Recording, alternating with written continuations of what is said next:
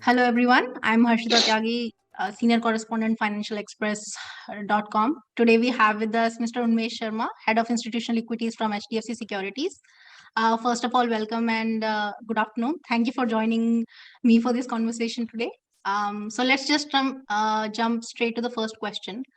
So Indian markets have been relatively resilient compared to US and European markets, despite hot inflation, geopolitical tensions, elevated commodity prices, and it is visible from the fact that while BS Sensex and NSE Nifty have rallied around 4% so far this year, in comparison, US and Europe markets have fallen around 8 to 10%, Nasdaq even 30%. So will this outperformance continue going forward as well? No, I think that's the billion-dollar question, I guess. So, look, first, thanks, Harshita, for having me on your channel. So, very glad to be here. So there are two or three things. One is the markets have been a lot more resilient globally as compared to what would have been if, let's say, we had gone back, let's leave the COVID period out, right? If we had gone 2 years ago and said that, we are going to have an inflation issue, which is going to be, in the late single digits globally, I mean, right? And on top of that, there is going to be quantitative tightening and, valuations, which are like 2 standard deviations of our mean. The one conclusion that we would have drawn is that the market's going to come off, right? But at the same point in time, that's not what has happened. And within that, there is the emerging market basket. One thing that you would also like to note is that India has outperformed emerging markets by a significant mile, not just the developed markets. And, especially names like China, etc., are down significantly. While, we are very, very close to all-time highs. In fact, our head of sales trading has been calling for an all-time high now, anytime now, right? Yeah. So, there seems to be some kind of, if I may say, difference between the way in which the market's reacting to the fundamentals as well as to the flows, right? So why is this happening? One is that, global flows continue to remain very strong. While, yes, there is a fight against inflation, at the same point in time, if you see the big elephant in the room, which was quantitative tightening, the full effect of that has not been seen yet. So, if you take it at any point in time, the size of the federal bank's balance sheet, it's around almost $9 trillion now versus what used to be even in 2018 around $4.5 trillion. So the amount of flow which has come into the economy, into the global economy, incrementally just from the Fed, is that strong. Okay. On top of that, there has been the fiscal, right? So globally, and for reasons which are quite valid, I would say, governments, not just in India but also overseas, especially in the US, were pushing money into the hands of people so that fiscally the stimulus was very, very strong. The other is that despite the fact that inflation problem has been around now for a bit, that stimulus has actually only started to recede now. In fact, there have been, I would say, with the education loan waiver that happened in the US, there has been times where the Fed has been saying that they are looking at being hawkish. At the same point in time, you had the money flowing in from the fiscal side. So globally, the withdrawal of stimulus, so as to speak, as a combination of what you saw in the fiscal and the monetary policy, was not as strong as it could have been. On top of that, now, if you fall within that on the emerging market basket, India actually stands out. One, because, external vulnerability as compared to what you would have seen in 2013 is quite low. And I think the one big sign of maturity in the market has been, obviously, which is well recognized, is the fact that the domestic flows have been extremely strong. So, the household has continuously been pumping money into the market. When I started my career, if someone had told me that there's going to be $50 billion of outflows from India and, the market's going to actually be at an all-time high, I would never believe it myself, right? And we are seeing that trend continue, right? So net, and now, now what's happened is that one of the things which people were forgetting, which is kind of was our call around around September or so, was that if you go back and check the data, the inflation data had actually started to go up in November itself. It did not actually wait for the war to happen, which started this year, right? So the base effect of that has started to come through. So despite all the warnings of the Fed and economists and analysts such as myself, what you found was that currently the market is perceiving that we are going to have a soft landing. That the job data continues to remain strong, inflation is coming off, no real major quantitative tightening has happened, interest rates have gone up, and the assumption I believe is priced in today is that a 5% kind of terminal growth, terminal interest rate in the US is well priced in, and everything's fine, and so we should just continue to price in a very, very optimistic scenario, right? And within that, if you look at the just let me come into that. So because you mentioned FIIs and you mentioned how Indian markets didn't crash even though FIIs pulled out money when interest rate hikes were happening globally. So I want to get back to that. So while you agree with IMF and World Bank and I guess even Moody's when they say that India is better placed compared to a lot of developed economies as well as emerging markets, I agree with that statement because now I've heard it enough. But I just want to sort of get an understanding of it because while you're right, the inflation is coming down, but we're still above RBI threshold of 6%. Then CAD has ballooned, growth has been slow, demand has also been sluggish. And I just want to understand why when FIIs pulled out money, what is giving DIIs and retail investors this confidence that Indian economy is stable and which is then going to give them returns in stock markets as well? So look, two things. One is, okay, so I'm trying to now tell you why it is going up, okay, not what I believe in. Okay, so that's not the answer to this question. I'm trying to tell you.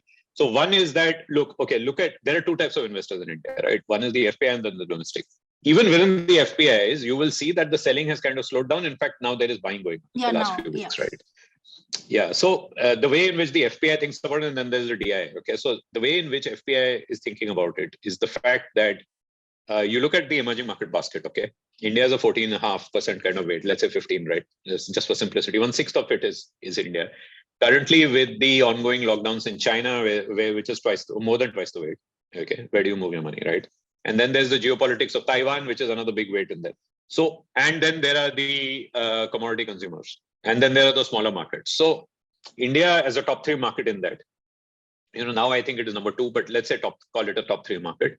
With the number 1 market not very easy to invest in due to geopolitics and other reasons, it stands out relatively amongst large economies as somewhere where you can invest. So when you have lack of options, you also tend to overprice the one good option. In Hindi, they say, Ando mein kana raja hai. So in that sense, this is the market you want to be in. Okay.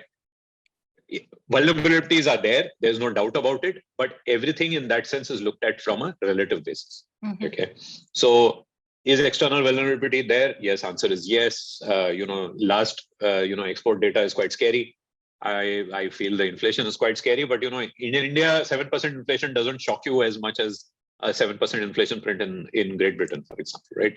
These are two different things. So, finally, 7-8% and then coming off, and then some of these are issues related to monsoon and whatnot. So wo sab karke it does not look like it looks like relatively we are okay. Also, the fact that India's Reserve Bank has spent a lot of money stabilizing the currency has helped. Yes. Okay. Which volatile currencies are always a sign for investors to walk away, right? Usually in the past, in 2013 was the last one where we saw this happen. Now, so in that context, it looks okay. Now, what about DIs, right? One is that, look, India is not a very open country as far as flows are concerned. So if you're sitting within the country, not very dissimilar from how China and Hong Kong used to be back in, let's say, not Hong Kong, but maybe China was back in 2004 to 2008. There's only one place to put your money, which is the domestic market to a large extent, okay, for most investors. Financial inclusion is a real theme, right? It's really happening. It's actually happening. You can see tier 1, tier 2 city participation in equity markets. You can see allocation towards, through various routes, insurance, provident fund, so many different places, money is coming into the market. And with not that much easy leakage to be able to leave the country. And structurally, if I look at it from a 5-year theme, a lot of anecdotal evidence seems to suggest that things are happening, right? So income levels are going up relatively. We've had a decent GDP print, while I think that will come off into the 4 and 5 handles, but at the same point, right now numbers are good. So you put this into context and you put all the financial inclusion, which has to happen. And on top of that, so far the delivery of the corporates in terms of numbers, okay. Yes, the market is expensive, but it's not absolutely so frothy that you can't even think about not putting money into the market. So from that perspective, allocation of capital into the markets from domestics is a theme which has continued for a long time, maybe since 2016. That continues to happen. Now, take a step back, right? So does that mean that, all this is great and so we will continue to? If that is, I would like to believe your next question. So I'll pause here because that was the starting point of the conversation. So what I'm trying to do is I'm trying to tell you where we are. Because whenever you want to start to know where we are going, first you need to know where you stand, right? Look, now I'm a little old school, okay? So what happens is that, cash flows are important, right? If you now take a step back, all right? You have a scenario where the world economy is pricing in that all rate hikes are in the price, okay? That we are going to 5% terminal growth, quantitative tightening not having a very major impact. Inflation is coming under control. And on top of that, emerging market flows continue. Within that, India is standing out. We are having, late single-digit growth. Earnings, I think, if I remember correctly, expected to grow around 10% this year, 8-10% this year, and then FY23, and then around 16% next year. That is what consensus is. This is what I saw. And just before I came into the room. In that sense, everything looks great, right? And hence the market is trading 1.5-2 standard deviations above me. And flows are good, right? IPOs are doing well. Everything is fine. Now put it into context. All right. Is the risk on the upside or the downside? Okay. And that is where the real question comes. And I can't see any upside risk to this. Yeah. So this is what I was getting to. So before we actually get down to levels, since you mentioned valuation, I was actually about to ask that and today only I saw Morgan Stanley analysts say as well that Indian markets are comparatively overvalued at the time. So despite that, is it still the right time to enter markets, or should one wait for a correction? Is the correction on cards, even though indices are so close to hitting their all-time highs now? Correction call karna, I wish it was that simple. Okay, let's put it this way. Okay, now, let me put it this way, right? We don't actually ever know. Okay, anyone who pretends to know is not going to be talking about it. They'll probably be acting on it, right? So that's the starting point. But having said that, we don't know. What I do know is that the way in which we do investment. Okay, we are a fundamental house, right? Driven by a model portfolio which has generally a value bias. Okay, it's always been the case, and it's something which is working extremely well for the last 3 years, right? Now, growth at reasonable prices is the broad framework within which we will operate. Growth is there, yes. Okay. Is reasonable price there? Answer is no. Okay. Now, in this kind of context, does that mean that you should sell everything and walk away if you are bearish? Let's put it this way. Answer is no. That is not how we operate. The way we will look at it is that we believe in remaining invested through cycles. The reason is because nobody can really perfectly time the market, and I've tried to do it for 20 years. It doesn't work, right? And I would like to I do it for a living, right? Now, so how do you play this, right? At any point in time, what you're trying to do is you're trying to gauge the probability of upside and downside. That is as simplistic as I can get about markets. At this point, and then what happens is that one is that there is probability of earnings going up and earnings going down. And then there is the probability of what are you paying for it, right? Sure. So let's split it up into these two parts, right? If you look at earnings, okay, 8-10%, I still think there is couple of percentage points downside there because of inflation. This is how our guys are seeing it. Okay, this is how we have strong conviction. It's something which is playing out through the year. Every quarter, 2-3% katta hai number. It's not that big. It doesn't hurt you, okay, but it goes. So slow bleed, happens. I think 40 rupees EPS has been cut since the start of the year, if I remember correctly. Okay. Oh, another 20 rupees can go. Okay. That's not a problem. But then what happens is that you are always talking 1 year forward. That's the nature of the beast, right? That's how markets think. So FY24 to 16% growth, it's okay.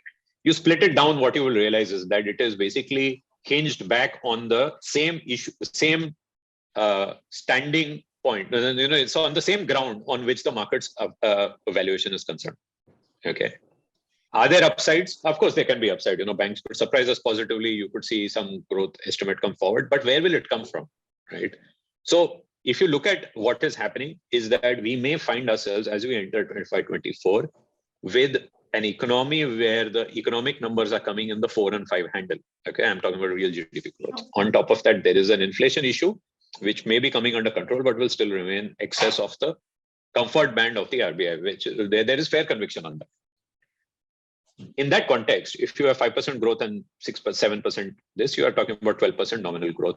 In that, earnings generally will grow a little bit of a multiple on that. So can we get 16% growth? The answer is the probability very, very low. Okay. Which means that I'm talking really top down, right? So so that number will get cut by 4 or 5% as we move through the year. So now what is happening is, then if you calculate what is the multiple today, you are talking 1.5, 2 standard deviations above. Okay. When there is downside to numbers, okay, I'm talking pure PE. I've not even spoken about the external environment here. Okay. When there is this happening, would you want to pay so much above? Answer is, I don't have any comfort in doing that. Okay. Right. Okay. So then comes that, why should the multiple fall? Okay. Now this is where where it comes down, right? Domestically, there could be good news or bad news, and multiple numbers could come off, and CAD issue could come, and then it may go away, and all of that. So there will be volatility on numbers. But the external environment is decidedly negative. Okay. This is something that you cannot debate. See, the only thing which you can see positive is that miraculously the war will stop. Okay. And you don't bet on these probabilities, because we never bet on the war starting. So we can't bet on the war ending, because that's not in our hands. Okay. So external environment is controlled by the war. Okay. The second is that the inflation, we strongly believe, we have a very high conviction on the fact that we already knew that inflation will start coming off from November. The issue is how long it persists. And if you look at what the Fed is saying, then consistently you are going to get into a situation where there will be a long and arduous fight to get it down to 2%. Please understand, it can go from 9 to 6, it can even go to 5. But 5 is way out of range, right? So in that sense, what will happen is that through the calendar year, in all likelihood, we will continue to see this fight happening. And that fight can be led by 2 ways. One is that interest rates can go up. The second is quantitative tightening actually accelerates, right? So you put this into context, the liquidity sucking out can be a very large external determinant. Okay. So far, what's happened is that all of this has got absorbed by the domestics. So we have to see, okay, can the domestics absorb all of this? I think to the extent I believe that it will lead to a fair bit of volatility, because some months will be good, some months won't be that great, and then there will be a general balance. And at some stage, it could even, that dam could break. Okay. So the risk on the upside, the probability of upside is far lower, I would believe, maybe only 15-20% as compared to the risk on the downside, which is 80%. Right? In that kind of context, you want to be 2 ways. One is that you stagger your investments, right? The other is that you reduce risk in your portfolio, which means growth at reasonable price, value, and to a large extent thematics, which are dissociated from all that. So financial inclusion, capex, because the Indian government is doing domestic capex, nothing to do with the global economy and all of these types of things. So these are the types of themes that we are pushing. That's where we are. Okay, so I know that it has been it has been said time and time again that you can't time the markets, and I agree with that completely. But you still get with somebody like you who has that much of an experience, can give us some idea. So when do you see Nifty and Sensex hitting their, or I would say surpassing their all-time highs? Can we see that happening by December end? See, it could happen while we are having this conversation, right? Is we are so close. Okay, the intraday high is like less than 200 points away. So, I don't think there is any point guessing that. However, what I'll try and do is I'll try and tell you what the scenario could be. What seems like our base case, okay? Our base case is that we are on 17th of November, okay? The market generally tends to dry up from the FPI side in December. Okay, the domestics are bullish. These are established facts. What I believe can happen is that you could see that look, and the last print and the Fed commentary and all of that has been generally a little bit more benign, because the inflation print is, has come out here. So, and incrementally, there's not that much economic bad news to come. It doesn't feel like that. Okay. Yeah. So what may happen is that you may go into November, you may end November on a similar note, which is that it goes sideways to up, and then it just sits there. In December, what we, in our slang called the Santa Claus rally happens, which is where the domestics are buying, the FPI is not really present. Asset allocation really starts in January. So from now till January, we see a benign environment. What that effectively means is few hundred points here and there. maybe with a little bit of upside risk. Okay, this is all a flow thing, not so much to do with fundamentals. Sure. Asset allocation calls are generally taken in Jan. Now, if you're looking at January, okay, with the earnings coming in, because Jan 10th, so results will start flowing in. We don't expect much to happen in that because inflation numbers are all there this quarter. We have all seen, anecdotally, we've seen a mix, almost like a K-shaped recovery in the Diwali trends as well. Generally higher end consumption guys have done okay, lower end consumption guys have done average to below average. And that's broadly how we are seeing this quarter play out. Okay, Sure. so the numbers won't be great. On top of that, what will happen is that we'll start running into the budget. Invariably, you will start seeing discussions whether long-term capital gains tax regime is changing. All of this, simmering discussions hota rehta hai. Oh, then everyone says, let's take a call post-budget. This is how it will end. Now, what will happen is that the uncertainty kind of starts to come back towards the second week of January onwards as people come back from holidays. And that's where I believe that the market will also start to see become a lot more volatile. So in this type of environment, of course, you could, someone could pull a rabbit out of a hat, but I don't see any scope for major positive surprise either on earnings or the government side on the budget, which means that I think the reality, the rubber will hit the road only in that quarter. I can't see very significant positive returns coming through in the Jan to March quarter.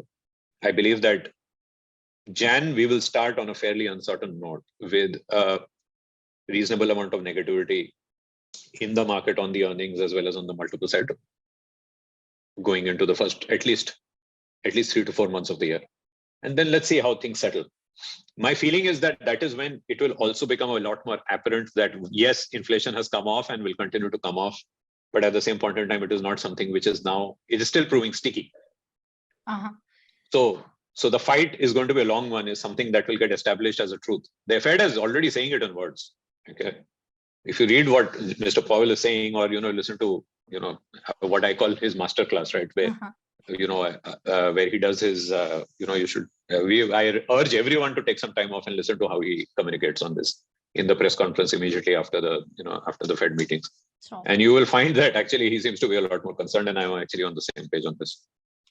So, given everything, I still want to pull you back to numbers, because I don't know, for some reason, our readers just read Nifty numbers because that's what they understand the best. So, give me a calendar year or FY23 and targets for Nifty and Sensex and Bank Nifty as well.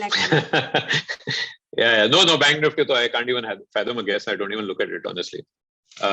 Look, I can't give you an exact number because technically we don't cover all the stocks in the sector. Okay, let's start in the Nifty. So for some specific reason. So coming back, I think 18,400 right now. I'll be surprised if we get a positive return on honestly, I don't have visibility beyond June, to be very honest. Okay, so because the environment could improve. So from now till June, which is a nice enough long enough 8 months, I don't see how the Nifty will give positive return. It's more likely to be -5%. -5%. All right. So yeah, so -5, but look, 1,000 points down. Yeah, maybe even a little bit more than that. Yeah. On 1st of December, if the volumes were 1/6 of the market, $1 billion flow pe bhi ho sakta hai. No, so Christmas Day pe ho sakta hai, that right? is reclaiming. That is a technical matter, but I'm saying, will a lifetime high persist for a long period of time? Okay, let me put it this way: if you do get a lifetime high, you will want to sell into the rally, right? You get more defensive as this rally. I believe the rally will continue this year, okay, till the end of the year, the Santa Claus rally, so as to speak. But then after that, it comes off. So you will continuously try to become more and more defensive, more and more structural, more and more secular as these things happen. All-time high is a number, right? It means nothing, to be honest. So since you've given... In an economy, okay, let me put it this way. In an economy where there is going to be growth and every year earnings number are going to go up, okay, as long as multiples don't shrink, you're going to get a lifetime high every year. That's fine, but you have to see it in the context of the multiple. Yeah, and in the case of the multiple, I don't have as much comfort that we are going to hit significantly higher numbers than here. So seeing as you mentioned June, and that's actually a fair period of time, that's almost like 6 months now. Almost a year. So yeah, so if from that perspective, then what would be your overweight and underweight sectors or stock? Let's not then go into stocks, just sectors that investors should look at from an investment perspective when it comes to that period of time. I would call it still short-term investment perspective, because but then what do you recommend then? Which sectors to get into and which to avoid? Yeah, so sector-wise, look, okay, so you do realize that because I'm head of equities, I can only talk about sectors, can't talk about stocks. But I'll still, what I'm doing is that, look, we are on the same page as far as me and the research team are concerned. Value, bias, generally low churn, okay. And what we have currently in our model portfolio, I'll tell you. See, we are very positive on the large private sector banks. We believe the worst environment as far as asset quality is behind us. Things will improve. Rising and interest rate environment generally augurs well for this period, and we believe that we are there. Okay, valuations are not crazy. Some of the larger ones that we have in our model portfolio, ICICI Bank is there. Okay, State Bank is there. Axis is there. We also have started becoming a little bit more positive on the second-tier banks. Right? What we don't like are the NBFCs. The other part of the financials basket that we like is the life insurance, which is the financial inclusion theme. That has nothing to do with any of this, right? So, we have the life insurance, we have the asset managers, we like the capital markets companies, like the securities companies. This is broadly where we are. We do like the infra space. That actually is a big call for the year. Okay, we believe that there will be a big shift in the investors' mindset from consumer to capex or consumer to infra, so as to speak. Right, industrials is a big call. The reason is twofold. One is that it's a lot more to do internally, a lot less to do with the external environment. Sure. The other is the government is very clear. If you look at the way in which they have dealt with the PLI scheme, despite all the fiscal challenges, they are pushing money into this job generation, all of that. Just seems like top of mind for them. We can see on the ground basis our checks in Delhi and whatnot that there is a lot of action happening on this. Individual companies are reporting the same. So in that context, quite positive on the likes of Larsen. We have KNR, Cummins, so on and so forth. We have all these as positive. We like the real estate cycle. We believe that after a long hiatus, that is something which will revive. A company like Prestige and DLF are in there, which is where we have an overweight. What else? Incrementally, we are quite positive on the power utilities. Okay. That I think, one is the investments that are happening, and the other is that that whole ESG theme has taken a little bit of a backseat given what's happening in Europe at this point in time, given what's happened to gas, right? So, but within that specifically, there are certain themes which we like a lot, like city gas. Very, very positive on city gas, right? Within that, and incrementally, I would say that we have turned more positive on pharma. Okay. Pharmaceuticals, right? Cipla is there, Aurobindo is there, Alchem is there. So we do like some names over there. So this is broadly what we like. Okay, what we don't like, right, is basically the one where we are most negative is basically the in this type of uncertain environment, the thought process is that we are going to be negative on the long end of the duration curve. So the longest of the long end of the duration curve is where there are no earnings, and which makes us negative on the new age tech sectors. Okay. Now that doesn't mean we don't like anything. What we don't like is basically the broader space. There are picks that we like within that, which is besides the point. But then generally what we are looking at is companies which are going to at least have visibility of cash flows. And there are very few names, honestly, like that. We believe also that there is going to be a fair bit of development on the private side there, because private equity is drying up. So there is going to be a lot of action over there. So we have to see, how finally the cookie crumbles and, where the dust settles, basically. Sure. But similarly, while we're not as negative as before, we continue to remain quite benign on the staples. We don't like the valuations there. We like some of the company ITC we like, but generally we are not that positive. Okay. Discretionary, very, very selective. Okay. And neutralish on autos. And the one call that we have is that we are very, very specifically positive on energy, where I talked about the fact that we like city gas, but we don't like anything else. Sure. And we are negative on from a model portfolio perspective, because it is benchmarked to Nifty, we are negative underweight on IT. Yeah, understood. The point is that while we like the fact that valuations have come off and we like individual names like Infosys, or HCL Tech, but we are not comfortable with holding the whole basket in this environment, despite the fact that there is a general pressure on the currency. Sure. That's where we are. Okay. No, so generally you'll say for a defensive value bias, defensive to a large extent. All right. So no, I understood. I kind of expected IT to be in the right now to avoid basket because there have been a lot of pressure with work from office resuming, cost of companies increasing, and margins have taken a hit. Yeah, but IT is a very, very interesting one. Okay. I if indulge my thought, because there is, our guys are very good. I don't know if you know, but our research team has written a very nice report on the demand side. Okay.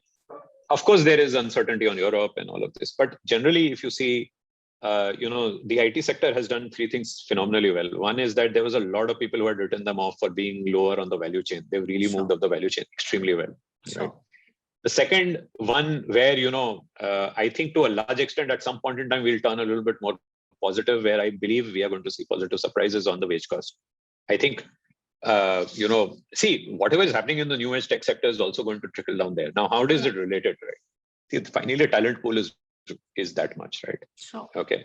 So what happens is, in the middle management layer, the propensity for someone to quit and basically have their own startup or go and work for a small company, which can give you a little bit more ESOP and all of that, sure, is at the end of the day coming under pressure. There is an Economist article as well this week where they're talking about how,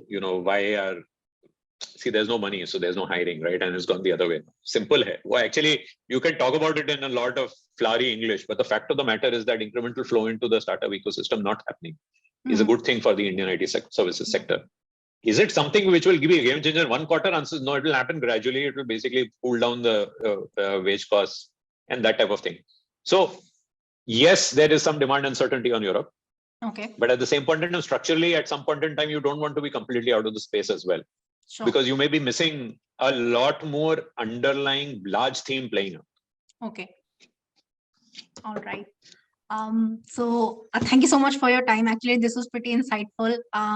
You did actually solve a lot of the doubts that I had in mind, and I hope we can get you sometime soon for another chat like this, wherein we can discuss and give something to investors who are looking to basically reap returns from our stock markets. Okay. Thank you, Thank you so much. Thanks for your time. Thanks for inviting me. Thank you. Yeah.